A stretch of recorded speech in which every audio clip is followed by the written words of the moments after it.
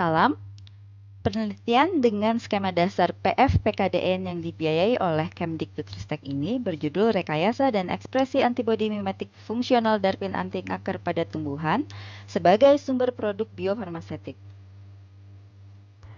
Dengan peneliti utama Safira Eka Wardani dan anggota peneliti Profesor Dr. Renat Insinyur Susano Amin dan Dr. Ahdiani Dr. Mkes dari Unpad. Protein therapeutic DARPin atau Design Unclean Repeat Protein adalah genetically engineered antibody mimetic protein dan merupakan kelas baru obat protein custom berbasis protein pengikat alami ankirin manusia, serta dikategorikan juga sebagai non-immunoglobulin synthetic binding protein. Terapi DARPin telah divalidasi secara klinis di beberapa bidang terapi dan sedang dikembangkan hingga tahap registrasi FDA. DARPin adalah salah satu dari Next Generation Therapeutics berbasis Engineered Protein Scaffold. Ada banyak faktor-faktor penunjang untuk pengembangan alternatif protein pengikat atau binding protein ini, tetapi yang paling menarik dari sisi industrial adalah kuatnya posisi hak paten terdahulu dari pihak perekayasa antibodi berbasis IgG yang sangat luas terhadap aspek teknik, dan ini menyebabkan sulitnya pihak baru untuk masuk di sektor bioteknologi maupun farmasi. Telah banyak contoh DARPin dengan target di bidang onkologi, termasuk DARPin anti-HER2 dan anti-VEGF. Sedangkan dalam bidang penelitian ilmu sains, DARPin telah banyak digunakan dalam bentuk kombinasi untuk berbagai kepentingan seperti molecular assembly, drug delivery, on-off system, atau inducible system. Yang paling advance adalah DARPin digunakan sebagai DARPin-based CAR T-cells terapi untuk kanker.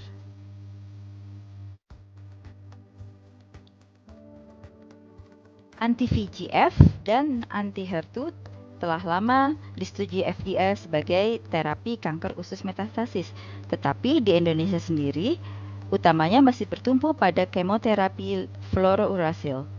Karenanya, penggunaan protein terapeutik anti-VEGF dan anti-HER2 DARPin untuk kanker usus masih berpeluang besar untuk membantu efikasi terapi standar di Indonesia.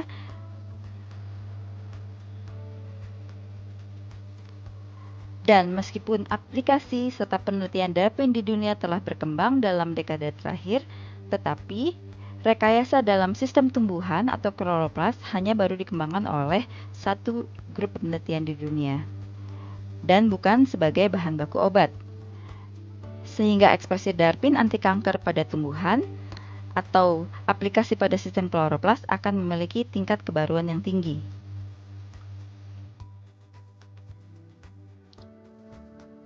Karenanya, proposal penelitian ini memandang perlu untuk memilih DARPin anti-VEGF dan anti-HER2 sebagai bahan untuk membantu pengobatan standar yang ada untuk kanker usus di Indonesia.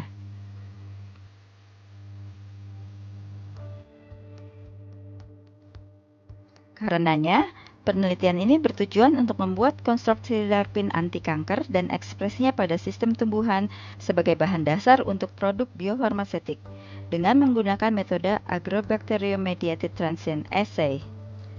DARPin anti kanker yang dipilih telah menunjukkan sifat pembunuh sel kanker pada kanker usus atau melanoma.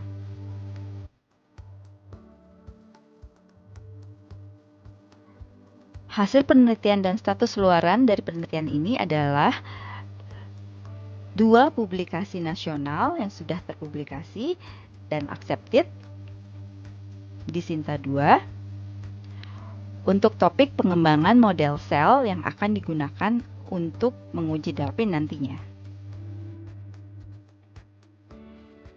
Sedangkan untuk publikasi internasional Scopus Q3 dengan impact factor 3,9 sedang berada dalam proses submitted dengan judul Cell-Free Synthesis of DARPin, a Non-Antibody Binding Protein, a Review, serta draft untuk 2 publikasi original article untuk topik Protoplast Generation from Tomato Plant for Anti-VEGF DARPin dan mengenai Effect on Nanopropolis and anti-VEGF DARPin on 3D cell culture of colon cancer.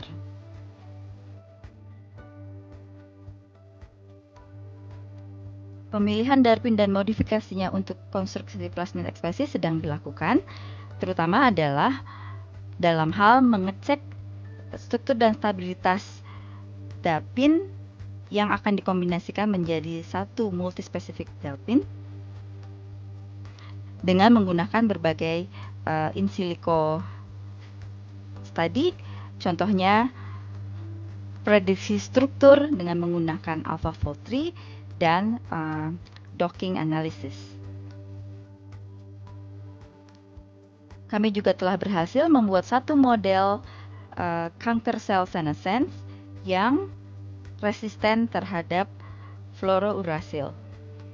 Sistem ini tentu saja akan digunakan untuk menguji DARPin nantinya. Terima kasih kami ucapkan.